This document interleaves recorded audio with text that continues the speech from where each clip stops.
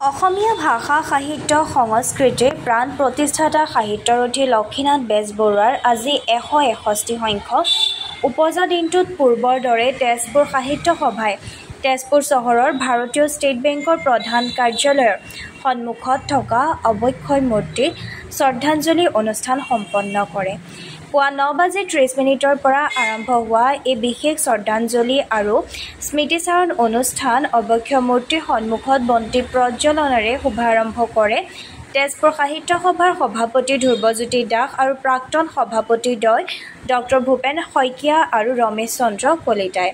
প্ৰাক্তন সম্পাদক পংকজ বৰুৱাই আঁত ধৰা অনুষ্ঠানটি অসম সাহিত্য সভাৰ প্ৰাক্তন প্ৰধান সম্পাদক যাদৱ চন্দ্ৰ শৰ্মা, তেজপুৰ সাহিত্য সভাৰ উপসভাপতি ৰিজেন নাথ, সম্পাদক ডক্টৰ পল্লৱ ভট্টাচাৰ্য, প্ৰাক্তন উপসভাপতি নবীন চন্দ্ৰ লহকৰ, অসমীয়া ক্লাবৰ উপসভাপতি পংকজ কুমাৰ বৰা, বাণ থিয়েটাৰৰ সাধাৰণ পৰিচালক ভূপেন শৰ্মা, অসমীয়া ভাষা উন্নতি সাধিনী সভাৰ প্ৰাক্তন সভাপতি পুলিন ভট্টাচাৰ্য, দৰং মহাবিদ্যালয়ৰ প্ৰাক্তন ছাত্ৰ-ছাত্ৰী সন্থাৰ উপসভাপতি নৃপেন কুমাৰ বৰা, সাহিত্যিক ধ্ৰুৱজ্যোতি প্ৰসাদ বৈশ্য, কুসুম বৰুৱা আদিয়ে শ্ৰদ্ধাঞ্জলি জ্ঞাপন কৰাৰ পিছত প্ৰাক্তন সভাপতি ডক্টৰ ভূপেন শইকীয়াই সাহিত্যৰথীগৰাকীৰ স্মৃতিচাৰণ কৰি লক্ষীনাথ বেজবৰুৱাৰ অসমীয়াৰ স্বাভিমান বুলি কৈ লক্ষীনাথ বেজবৰুৱাই শংকৰদেৱ আৰু মাধৱদেৱক নামঘৰৰ মণিকূটৰ পৰা উলিয়াই ননাহেঁতেন, দুয়োগৰাকী জাতীয় জীৱনৰ পুৰোদ্ধাৰ জীৱন কৃতি প্ৰতিষ্ঠান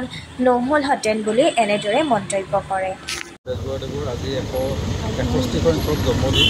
এই জন্মদিনত তেখেতলৈ তেজপুৰ সাহিত্য সভাৰ তৰফৰ পৰা গভীৰ শ্ৰদ্ধাঞ্জলি জ্ঞাপন কৰিছোঁ। জোনাকী যুগৰ যিসকল মহান ব্যক্তিয়ে অসমীয়া ভাষাৰ সাহিত্যৰ ভেটি নিৰ্মাণ কৰি থৈ গ'ল, সেইসকলৰ ভিতৰত নিঃসন্দেহে লক্ষীনাথ বেজবৰুৱা অন্যতম।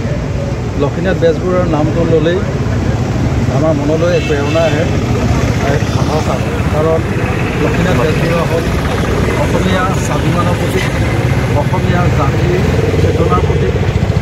এইগৰাকী লক্ষীনাথ বেজবৰুৱাদেৱে অসমীয়া ভাষা সাহিত্যৰ যি অৱদান আগবঢ়াই থৈ গৈছে, ভাষা সাহিত্য সকলো দিশতে কবিতাৰ পৰা আৰম্ভ কৰি নাটকৰ পৰা আৰম্ভ কৰি উপন্যাস সাধুকথাৰ পৰা আৰম্ভ কৰি জীৱন চৰিত্ৰলৈকে যিখিনি তেখেতে লিখি থৈ গৈছে সেইখিনি অসমীয়া জাতিক সমৃদ্ধ কৰিছে। বিশেষকৈ তেখেতে যি সাধুকথা লোকজীৱনৰ মাজত লুকাই থকা যিখিনি সাধুকথা, সেই সাধুকথাখিনি আনি উলিয়াই সাধু, ককা দেউতাৰ নাতি আৰু নাতি ল'ৰা, তেনেকৈ যিখিনি সাধুকথা তেখেতে লিখি থৈ গৈছে সেই সাধুকথাখিনিয়ে আমাৰ শিশু সাহিত্য সমৃদ্ধ কৰিছে। ইয়াৰ উপৰি যিকেইখন নাটক, প্ৰায় ৭-৮খন নাটক তেখেতে লিখি থৈ গৈছে, সেই নাটকখিনি অসমীয়া জাতিক সদায় উদ্বুদ্ধ কৰি আহিছে। আৰু বিশেষকৈ শংকৰদেৱক লৈ তেখেতে শংকৰদেৱ আৰু মাধৱদেৱক লৈ তেখেতে যিখিনি ৰচনা কৰিছে, বিশেষকৈ আধ্যাত্মিক যিখিনি তেখেতে চৰ্চা কৰিছে, সেই চৰ্চাই শংকৰদেৱ আৰু মাধৱদেৱক অসমতে নহয় গোটেই ভাৰতবৰ্ষতে তেখেতে প্ৰতিষ্ঠা কৰি থৈ গৈছে। গতিকে এইগৰাকী লক্ষীনাথ বেজবৰুৱা আমাৰ অসমীয়া জাতি যিমান দিন জীয়াই থাকিব, সদায় তেখেতৰ অসমীয়া দৈৱ সদায় শ্ৰদ্ধাৰ কৰে।